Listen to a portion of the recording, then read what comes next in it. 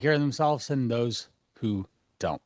And my job is to make it the simplest and easiest way possible for someone to reach their goals, whether it is weight loss or overcoming some chronic illness like type 2 diabetes, a heart attack, cholesterol, blood pressure, you name it. I've talked to someone that has dealt with it. So, and that's my job. I've focused recently a lot on men to help men in their 40s, 50s, and beyond to really focus on themselves because they get trapped in the busyness of life of taking care of themselves. I have 4 kids myself. We love to travel and just every day is on the go. So it's really easy for that workout that you thought you were going to do to just fade away. Even this week, I've spent impromptu 3 hours for an art gallery after school from 2 to 4:30. Then right after that, we had a track meet for my second son, and that was 3 hours. It got done. So 2 to 9:15 was occupied on Wednesday. Last night, I drove my wife to Detroit because the rental car wasn't working very well. So I ended up taking a 6 hour impromptu time out of my day to go handle her and get her to off to Croatia because she's a travel advisor. And then today I had 4 hours for a track meet for my second son. So there you go. There is lots of things happening in everyone's life, and taking care of yourself can quickly and easily fall by the wayside. You live a busy life, my friend. How do you stay balanced? Oh, geez, I don't. I have very few priorities. Family first, my career and my clients are second, and then everything else starts to fade from there. Now, I do have to wiggle myself in. Naturally, being a health coach, I have to take care of myself, right? I have to lead by example. So it does take a priority, and I have figured out different ways to figure that in with scheduling workouts with my buddies. That's how we spend time together. We don't go to the bar or watch sport games or something like that. We come into my barn here and we work out and spend time that way. So that ends up being a big priority. I spend time with my kids exercising, and then I figured out instead of a walking desk, I have a bike. And I created this bike stand-up desk thing that I pedal while I work. And it's been amazing. So that's been able to keep my, say, zone 2 level of activity up and keep conditioning. So it does have to be a priority and scheduled somehow, some way. And you just have to be determined to fit it in at least a couple times a week. Someone once shared with me that terrain, I went from the bar to lifting a bar, Yeah. Yeah. right? Because they're at the gym and that is their way of keeping balance because sometimes they're stressful. They're like, okay, I'm gonna hit a PR today because I'm so stressed. I'm gonna focus that energy, right? I have a punching bag. I don't know if I shared with you last time we spoke. I have a punching bag in my garage. If I Yep. have a difficult day, everyone that stressed me out, their name is on that bag. Right? I'm giving liver shots to the CEO. I'm giving left hooks to whomever, right? Whatever works, whatever works. And I found that it's so therapeutic to just do something that is strenuous physically when you have such an emotionally or mentally draining day. What do you think are some of the obstacles that men have in particular when it comes to finding that balance or finding something that's going to help them stay balanced? Yeah, a lot of them reminisce around being the high school athlete. Back in the day, I used to whatever, and then they've slowly deconditioned over the last 10 to 15 years and popping them out into their mid 40s or 50s. And that sedentary lifestyle, that busyness of prioritizing family, providing, going through little kids and growing a business and establishing yourself in your career, it really, you lose that identity of that active, healthy, fit person. And some of the initial things I need to do straight away is connect those dots immediately. So terrain, oh, you love boxing. Okay, cool. Tell me a bit more about that. And then we could go into this storyline to figure out is this because Rocky Balboa inspired you, or like kickboxing class, or you just picked it up recently? And then I start to develop through our relationship, help understand why boxing is a great stress relief, and then we figure out. And I just like poke and push and encourage and foster that type of a relationship and development to get, say, for you, boxing back into a primary piece of some of the activities that you do in the course of a week. And it doesn't have to be every day, but the course of the week, okay, hey, 1, 2 times you think you can go out and box. And all of a sudden, with these tiny little agreements and re-identifying with that athlete inside, and like aggressiveness, or that competitiveness, or just the need to expend energy other than staring at a screen all day 24/7, that's how we can start to wiggle it back into someone's life. I'm glad you share that. I recently had a conversation with a coworker and we are talking about social media. And I told her that I don't have any personal social media. It's all business and charities. Like you and I follow each other. And she was like, "So what do you do?" I was like, "Okay, this is what I do." I was like, "No, no, no. What do you do in your life?" I was like, "What do you mean?" She's like, "Well, you don't do on social media. Like social media is everyone's life." When she asked that question, Brian, I thought she meant, "What do I do charity and coaching wise?" Ah, But yeah, she, yeah, right? But right, she that thought that because right. yeah, because I don't have social media, she thought that I work, go home, and sit until I have to sleep. Yeah, right. I'm like, no, I'm living the life that you post about, that you watch other people do. And you can see the wheels turning. I was like, I would go on vacation where you'd watch people's photos of the vacation. She's like, oh, okay. I understand now, but it was such a lost art because I would ask her then, why don't you just go on the vacations that you watch online? Yeah. She's like, well, it's not going to look like this, it's not going to look like that, but it's going to be your experience. You came back from a vacation. How did that positively impact your family? My gosh, my wife, she has wanderlust. Fortunately for me, we spend a lot of time, energy, money, resources to travel. And I fully identify with that. That's just part of my identity now. We've had the fortune of taking our 4 kids. We have Levi, Everett, Maxwell, and Emmeline, 3 boys and a girl, 16 to 10. So we're in the thick of it. There's constant demand, but we take time out to prioritize. We've been to all 50 states and we're working on all 7 continents per Maxwell, my third son, his suggestion as we were walking back from in Moab from the Arches Monument, the Utah license plate one, that one. And he's like, how about after we get done with the 50 states, how about we do all 7 continents? And I look back at him. So what? I never grasped the idea of planting feet on Antarctica.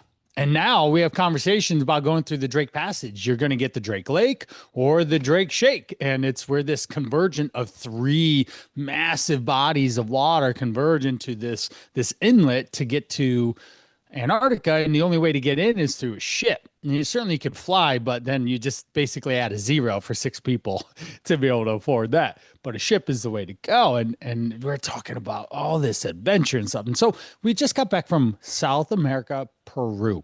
And we were able to, that's our 4th continent as a family. We still have Asia, Antarctica, and Australia to go, but we've prioritized this. And so we spent about 10-ish days in Peru. I live near Cleveland, Ohio. So we flew down to Miami, spent a day there. We biked with alligators next to us, like in the Shark Valley Everglades National Park. Then we flew down overnight, trying to get those 2 younger kids, especially, to sleep on the plane when they could just stare and watch movies. It was tough. But then we land in Lima and go to Cusco, and we did beaches and we did mountains. We did the Amazon. We took trains, planes, automobiles, bicycles, tuk-tuks. We did all sorts of different activities, and we swam with sea lions. We fished for piranhas. We went to Machu Picchu and biked next to those alligators. And the idea is that we can't take our money with us, but we can create fond memories that connect our family together, and then also foster connection. Like, I believe you live in Toronto, right? Right. And I was in Toronto in around Thanksgiving. So we went up to Niagara Falls and then we went to Canada Wonderland and we were freezing, but we're up there in around late November, early December, having a blast as a family. And that's something that has resonated not only with, obviously with what my wife does as a living, but also is connecting our family so that we give our kids and our space a lot of opportunity to do things, but also I can connect with you really quickly because I've been in Toronto multiple times and I really enjoy that city. And all of a sudden you get to see the world from a different lens. And this is something that I appreciate the most because people were asking me, "Oh, you're going international? Aren't you like worried or whatever?" I've been to Africa, multiple countries in Europe, now South America, and I have not felt threatened. I have not felt lack of security or safety in these places. Why? Of course, we're not like mingling with like the drug dealers of the cartel of Mexico or something, right? You'll get yourself in trouble pretty quick there. But what I find is that people are, as a human race, want to live a happy, healthy, joy-filled experience in their life. And they are more than excited to have visitors to come in and learn about their culture and spend money with them, right? And that's been my life experience so far with travel. And it's just a beautiful thing. I've been to Panama, Okay. Cuba, Bali, and I'm missing one other place in the last, let's say, 5 years. And similar to you, I've always felt safe. Um, and I've loved the experience because it is such a, what's the word I'm looking for? Soothing effect. It's like you're detoxing, but you're not necessarily addicted to something. Maybe you're addicted to work or helping people, right? But it's like a detox. It's like, wow, I'm escaping my everyday life, which is pretty good, but I get to relax from everything else. For those who maybe don't have the travel bug like how you and I have it, definitely you have it more than I do because you and your family love it so much, right? What are maybe some other ways that they could find happiness in general that you could recommend? We have time. That's all we have, right? There's three parts of time that we have and experience in this life: past, which is behind us. And in the past, we want to bring the memories, the love, the joy, the energy with us, right?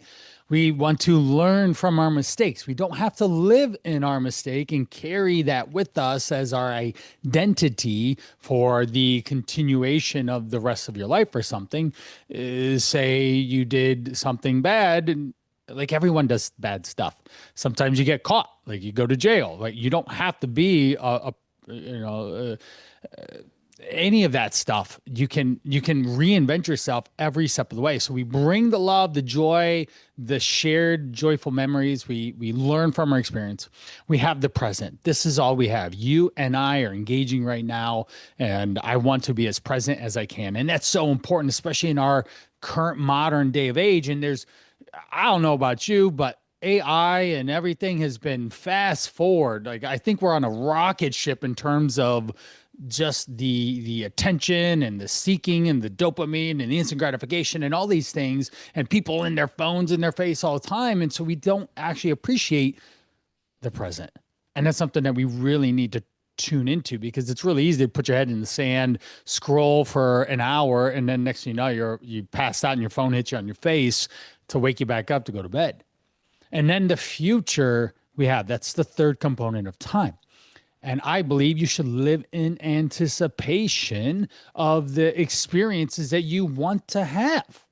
Why couldn't you travel, or why couldn't you have a better job or a better relationship or do something fun and engaging and exciting, whether it costs money or it doesn't cost anything? And that's something that I'm trying to teach my kids is, one, don't live life 10 seconds at a time. You're going to lose a decade of your life before you come up for air and realize you've wasted so much time and so much loss. Secondly, you can be bored. It's okay to just not be stimulated and just be bored. And thirdly, is that you have to create the fun. You have to create the experience. You show up with your energy, and then that creates the experiences that you have in life for you to remember and to share and to bring more joy to others. So It's a all of that fantastic point. says is live life in anticipation. Be present, be joy filled, seek out happiness, help other people, and look for excitement in whatever experience you like to have in life. It could be travel, it could be other things. Those paths of finding happiness that's unique to you. For some people, it's going to be travel. Some people, it's going to be the gym. Some people, it may be, hey, Brian Train, I just want to sit at home and relax and watch Netflix and chill with myself, right? Right. Just me and my TV and a bowl of popcorn. What are And some of the ways that, go with ahead. that, I was going to, yeah, with that, we can have those downtimes. You can watch a movie and have popcorn. That's okay. But if that defaults to the everyday life, I don't think that's living life. I think you're checking out. I think you're not experiencing what life is. Life is all sorts of emotions, from happiness to sadness, to easy to hard, to challenging, to you conquer and overcome. And that's how you grow. So, yes, I would totally say watch a movie by yourself, have a popcorn, cool. But if that's that's your everyday, I don't think that's actually living. I think you're doing something else. yeah, and that's what I was going to say, right? Like some people may find it that way, but then it becomes something that is a hindrance. It's Right. blocking Right. them, right? On that note, then, what are some of the obstacles that can lead people to trying to find happiness in all the wrong ways? Oh, well, humans have addictive behaviors naturally, right? And even right now in our current time, we see attention, drugs, sex, gambling, like money, all these things are amplified because we're so connected to everyone, but we're so disconnected socially to everyone as well. And there's this really complicated situation that we're experiencing as a human race. And so addiction is more prevalent than ever because of just everything's literally marketed, or consumerism, or capitalism. These are all things that are in existence. And I don't know if they're actually more beneficial. Yes, convenience is a lifestyle, right? You can go buy 1 million calories for pretty cheap within walking distance of your house, but that's not going to benefit you, right? Because it's going to be simple, processed, sugary type, whatever, and crinkly packages, and that's not going to be beneficial to your overall life. Whereas maybe, say, we were visiting and learning about the Incas and their philosophies and their culture and their empire, they had a much simpler lifestyle. We would probably find it really boring, but also it was simple. They had to pay attention to eating, staying alive, and then they were able to express themselves in some form of entertainment or dance or song or connection and community, which again is something that we're really lacking, I believe, a lot this at this time. It seems like we've given up connection for convenience and people for things. Agreed, unfortunately. And I will admit I fall victim to that just like anyone else. I'm a little more aware of it, but am I hyper aware? Am I to the point of growing my own food in my yard? No. I'm not. I'm going to go buy food at the grocery store in a sense because it's more convenient and easier for me to operate in my day-to-day life.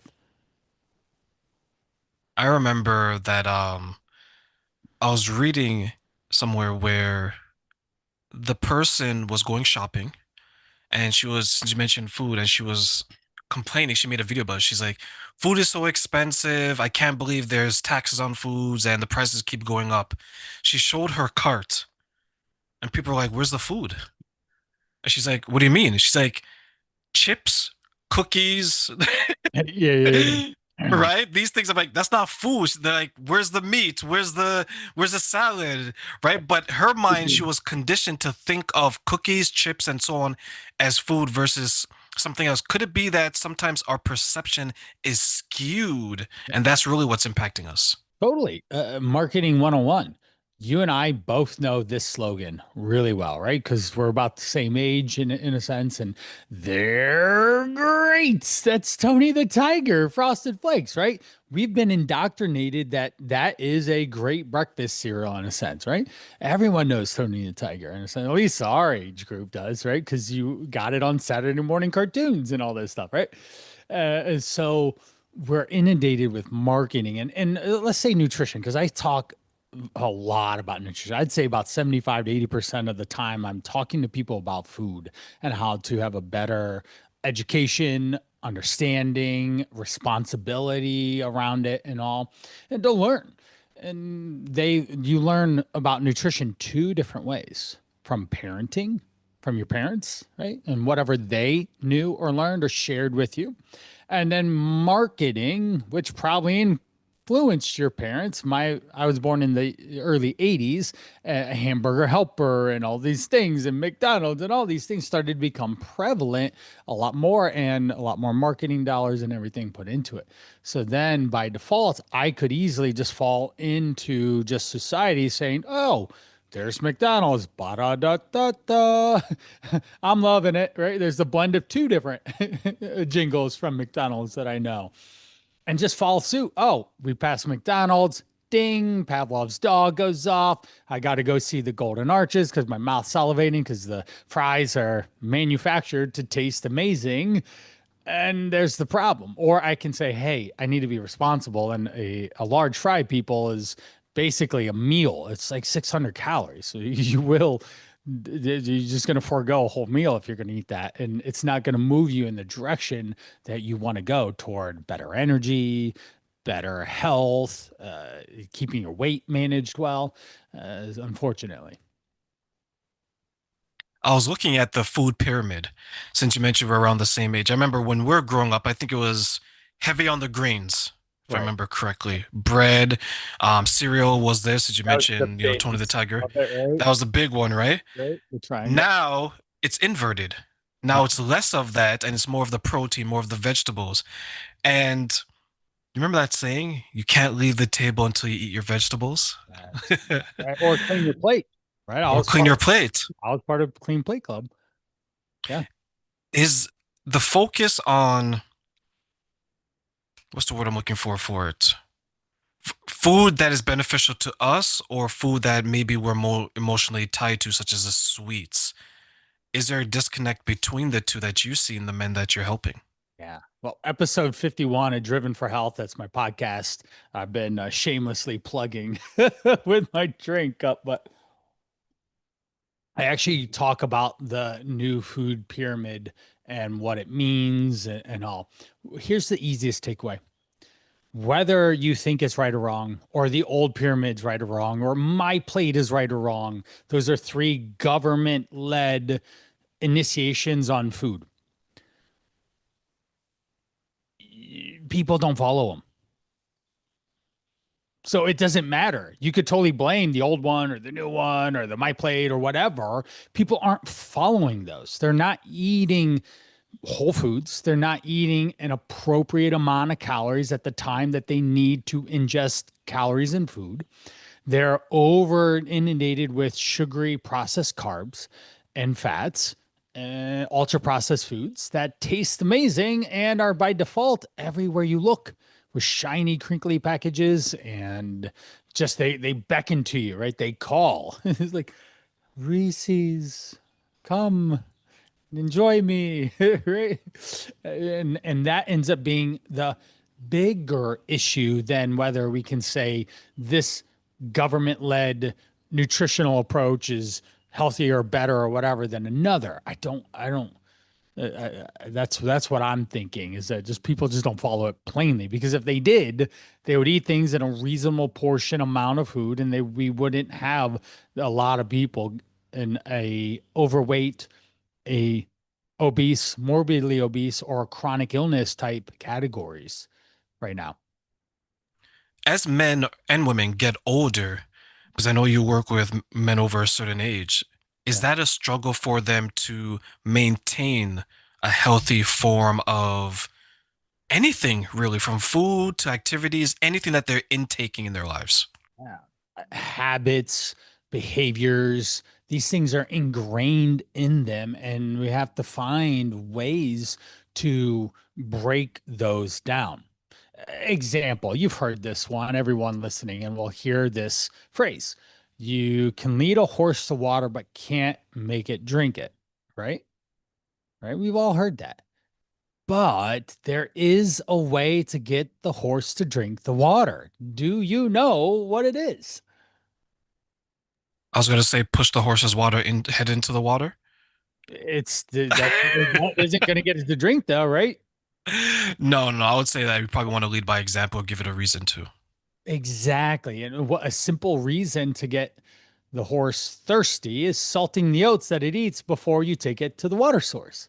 And then it'll be thirsty. So I am over here trying to salt the oats, going back to the boxing reference for you. I'm going to salt the reason you like to box and make sure that we a positive reaction to it so that you experience, sure, stress relief, but actual enjoyment from it as well. And make sure that it's a repeatable process that we can ingrain and put back into your weekly life. Not, it doesn't have to be daily, but hey, once or twice or three times a week, you box for 10, 20, 30 minutes, what have you. Or you go sign up for a boxing club or something. And that changes the relationship of you and boxing as an activity that you can foster.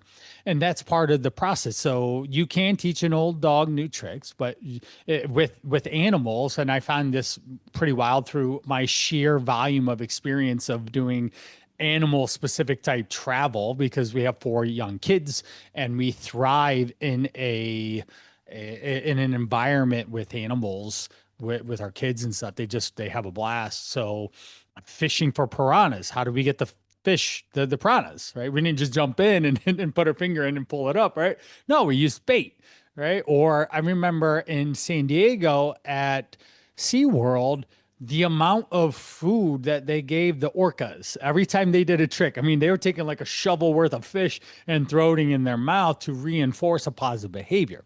And that's what my job is, to help break through all the challenge, through the stress, through the busy schedule, through the everyone that I work with is busy.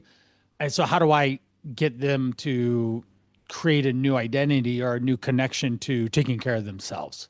And it starts with basic things of what I call the core four. So we got the basics of drinking enough water, of sleeping enough, of moving your body enough, whether you're working out or not, or just walking 10,000 steps, and then nutrition, eating whole foods, eating 3 to maybe 4 times a day, balanced, calorie appropriate meals. And when we implement all those things, then the body starts working, the habits start working, the energy starts showing up, and people feel better. And then that reinforces the cycle of taking care of themselves or doing these new behaviors or activities. If someone's not taking care of themselves, what are some of the positive or not so positive consequences that you've seen happen to them from like a body wise? Yeah. Well, the obvious one, the clothes don't fit. To, wow, I feel like sleeping every day at 3 o'clock, to just being strung out on caffeine all day because they don't actually eat food, or having intense cravings for foods that they literally can't ignore and put aside, the ultra processed foods, right? Why is it that I always put my face in ice cream or the Reese's or the sugar or whatever? And that's because they aren't following these behaviors. So then we get to another level of being overweight. And the more overweight you are, the more likely you are to be connected with chronic illness. Also, newsflash, unfortunately, you and I, hey, we're men. We're going to have about average age of 76 years on this planet, is the chronological average of this all. And at 43 years young, man, 30 more years left. Holy cow. I don't want that. But also, we go back to going overweight. How many 80-year-olds do you find that are over 300? It doesn't happen, right? And because natural selection will take that person out because they've weakened defenses. The disease has already snuck in the back door, say type 2 diabetes. Oh, I'm 30 pounds overweight. My doctor's been telling me to lose weight forever. My blood panels are always good every time I go. And you just ignore it, ignore it, ignore it. Well, at some point that diabetes is going to exit the back door, walk around and knock on the front door, be like, hey, I just introduced myself. I'm type 2 diabetes. I'm here to stay. I'm moving in. You're like, no, you slam the door and it's like, no, it sticks its foot in the door. Like, that's not how this works right now because you've invited me. You've been putting a signal out for years and decades of come to me and move into my house and all that stuff. So these are really bad things. And I always have to ask people, there's two sides of the coin. The first one is, what is it that you want to experience when you do get to a healthier you? Right? Because then they can see, they call it the heaven and the hell. And so you have the heaven, like, oh, I can be able to do these things that I haven't been able to do. I can, work more. I can, like, whatever their goal is. I can go to the beach and feel confident again, right? I can be closer to my partner, relationship wise, like intimacy wise, things like that are important. And I hear that a lot. Or the flip side of the coin, the cost of inaction. Well, Train, if you give up on boxing and you give into the processed foods, in 10 years, you just slowly gain 1 pound a year. In 10 years, you're 10 pounds overweight. 20 years, you're 20 pounds overweight. Or worse, you could be 40 pounds overweight. Where does that likely put you then? And I have to get people to stop and think, and they're like, no, I'm never going to let that happen. Well, I'm sorry, John, Sally, whoever I'm talking to, you're in the worst health position that you are right now. That's what got you to raise your hands in the first place. And you would have never believed you would have gotten to this place 10 years ago. So the possibility is truly there. So I have to get people to see and think about the consequences of their actions if they don't take action toward a better, healthier self. Are people living with blinders on when it comes to their own health? People are living with blinders on when it comes to a lot of things, me included. Right. Again, I'm not going to say that I'm perfect. No one is. And there's certain things. A good example for me, I'll admit that this is year number 2 that of Brian doing his taxes. You're like, Brian, you're 43. How have you only done taxes for 2 years? Well, I paid taxes every year, but someone else did it, right? Because it was painful. I didn't know what to do or how to do it, or I gave that blinder of like, blah, blah, blah, tax, da, da, da. So my wife did it, her mom did it, my grandma hired someone to do it, my mom did it way back. And that was kind of the progression of what got me to year 41 when my wife says, I'm not doing it anymore. You get to do it. And she literally just cold turkey said, if we get if we get audited and fined because we didn't pay taxes this year, it's on you. So you better do something. So I got an accountant and I figured out how to work QuickBooks and I'm still learning and stuff. But those are blinders, right? That's a real situation that I put my head in the sand and just focus on the things that I do like. And life isn't always like that. You do have to pay attention and do things that you don't always want to do all the time. That's the unfortunate sadness of adulting once you realize adulting and its true capacity. It's something that, say, my parents were divorced when I was younger, and I didn't get to see these things because my dad was only around every other week, or my mom's heavily distracted trying to provide a living, things like that. So I don't get to connect and understand or see these things, or they can teach me what's happening. And that's something that, like, my wife and I are highly committed to doing, is make sure that we can foster a relationship like, hey, life is going to life on you, man. It's going to get hard. So you need to equip yourself with skills and abilities and relationships and communication so that, and you're not going to do that 10 seconds at a time, scrolling on reels that don't mean anything and don't give you actually any value. I turned 40 April 4th, so not that long ago. Mhm. And I Happy share that birthday. because thank you, thank you. You mentioned that in men in our 40s, we face different challenges. And I said that I wanted to change the way I was going to the gym and change the way that I was keeping healthy. So instead of trying to be this jacked big guy, I was like, let me lean out, let me be more functional and increase my strength. Right. I found that I was able to move around differently. I found that I was more energetic, as well as I don't eat meat. I used to be a vegan, now I'm a pescatarian, I don't eat seafood. I feel in the best shape of my life because I made these changes. And when I seen some of your clips and you talk about diabetes and this stuff, I was thinking, I don't know anyone in my family that has it, but I don't want to be the first. Right. Right? Right. And I knew someone that I used to work with. He didn't have diabetes. He got it because he ate poorly, a lot of sugary things, because he was always at work working 10, 12, 14 hours. Yep. It's desk food, right? At your desk, you probably have Yep. a bag of chips, a bag of candy, whatever. Yep. Convenience food. When he found out he was diabetic, it was probably 2 years after his son was born, and he cried. And the reason why he cried is he shared to me, I always wanted to be here for my son. And now that I have this, I don't know if I'm going to be. I said, you still could be. Right. It's not a death sentence, right? It's like when someone says that they have some type of illness, unless they are going to die that moment, your life may change, but you can live with it. How do you help men to continue to be confident that life can continue forward and not to get discouraged and think it's all over? Again, going back to my podcast, I've covered some things like, say, type 2 diabetes is episode 89. It was. It was titled, I just got diagnosed with type 2 diabetes. Now what? And then there's a couple other ones after that in the 90s episodes that talk about it. Literally, I tried to recreate an experience of someone just plugging and chugging, being busy, living life, to then getting diagnosed, to going to the doctor and afterwards, and going through that literal timeline of what happens 3 months out, 6 months out, 12 months out. You can reverse type 2 diabetes, people. You can take back control of your health and your body. You can extend your life another 5 to 10 years of high quality living. I had type 2 diabetes in my family, both of my grandmothers.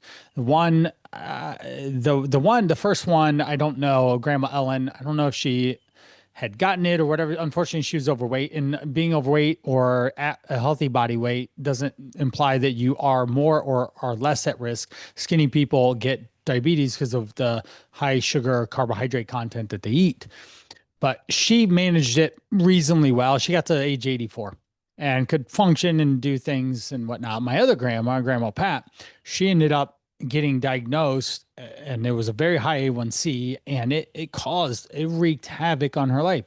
Double leg amputation. She lived in 5 different assisted living homes, and I got to see this in my late teens, early 20s.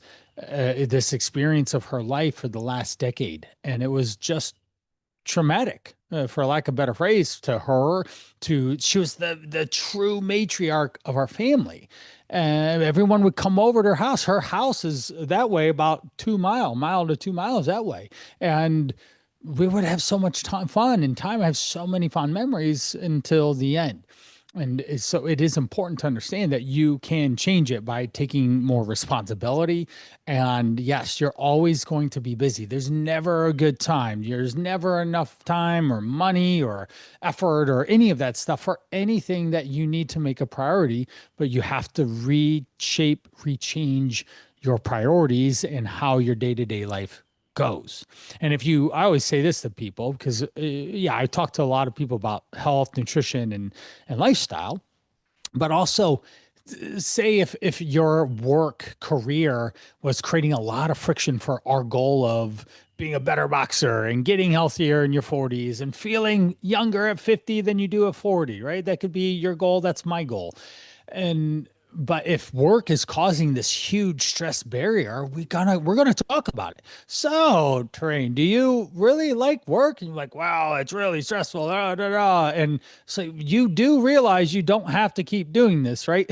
There are other ways to make money. And so calling people out to start to crack, so you have the door and just give it a little bit of a crack, a little bit of an opening to get someone to start thinking differently becomes super important in the process of change and transformation and behaviors, so that they actually can then create something different. One last thing, I'll share a story. A gentleman I talked to on Thursday, today's Saturday, Thursday, John, we've been working together for over a year. He's lost weight and he's done a lot of good things. But he's also divorced, and he was in a relationship that just ultimately didn't pan out. And now recently his ex-wife has now come back, and they're actually moving, they live together and they're moving together, and they're getting, like back into the relationship and stuff. And he told me this on Thursday, which I'm blessed to hear. And I this isn't the first time this happened, but because he chose to work on himself, and because of the actions and the conversations and the things that we focused on for him, he lost weight and he showed signs that he was taking care of himself. He was able to rekindle that relationship with someone that's been a prominent person in his life, to the point where they have kids together. So that was really important, and you can tell that there's this undertone of joy and of happiness and of ease and less stress, because he has his life partner back with him, his wingman in life, to help and manage and love and cherish and foster that type of relationship. And that's magical to be able to help people do that stuff. But it all starts with cracking the door of seeing more opportunity to start coming in. That is absolutely beautiful because that's a positive reinforcement of an example of someone taking back their life and saying that it may have been out of control a little bit, but I'm going to take back control. How powerful is that behavior to take back control of your life? Oh, last night I spent 2 hours on the phone talking with someone, as in a phone consult. So he reached out, I called him, we had talked for, we were on the phone for 2 hours. But taking back control was one of the things he wanted to feel more in control. He's 5'5", 250 pounds. That's not a good height to weight ratio, right? And he needs to get to 185. And so he signed up for my program ultimately, but taking back control is one. Educating him, giving him resources and support and accountability to be able to do that, so that he can start moving himself forward. And it's going to absolutely help his overall life situation. He shared a bunch of other things about his current life, and there's so much opportunity to improve his work situation, his career, his relationships with his partner, with his kid, with his social gathering around the friends and family and stuff. And if he can just start with simple things of, can I make a better choice right now in this moment, instead of defaulting to emotional eating, or getting too busy and caught up and just delaying and not eating at all, so then you overeat later in the day. And those are some of the simple struggles that he deals with. But giving him some control and choice, give him the power to choose better, is so important. It's something that I always try and empower anyone I've ever worked with to do, is the power of choice. Brian, let me ask you one final question before I let you go today, because I love that you mentioned the power of choice. What are three things you wish people knew about the power of choice and why? Uh, well, first is the power of choice to be consistent, to move forward. Okay. You all taking care of yourself or your finances or relationships or your career or your kids or your car. It's just consistently doing the thing that keeps that the relationship in a good standing. So we have that. The second one is a simple question I always have people ask themselves, and this is probably the best thing. So pause and write this down: is, what's the next best thing I can do for myself right now that puts me in a better position? Whether for me, it's like, what's the next best to take better care of yourself, or have more energy, or to lose weight, or any of that. So then people stop and think. They have that, what they call a pattern interrupt, to be able to pause and not just unconsciously grab Tony the Tiger, because it's been ingrained in their brain for decades that they're great. No. How about we grab the oatmeal and grab some high protein yogurt and make a little fruit berry yogurt parfait thing, with sprinkle with some granola, some oatmeal on top. That's gonna be a much better choice for you to get to the healthier version that you want. And the third one is that you can't stop. The only time that you actually get to stop is when you're not here anymore. That's it. Life is an ongoing process that we always have to do, and it changes every day. And if you're not ready for life to change and you're not accepting of that, life is going to be really hard. You're going to get left behind. You're going to feel like you're 80 when you're 40, right? Just like grandpa, or grandma. Like, well, they never got on a computer, so they just use the dial up and they watch black and white TV, right? Life is changing so much and it's always going to. So you have to accept that change is going to happen and you have to be agile and lean and adapt. And that even goes furthermore to why I would compel you to take better care of yourself so that you can keep up, that you can live a life, that you can live in anticipation of things that you want to experience, that you actually do the things that you want to experience and you don't die with regret because so many people do. They don't do the thing that they should have done, and it just looms in their background for their life. So, consistently make progress toward making yourself better, more equipped, more capable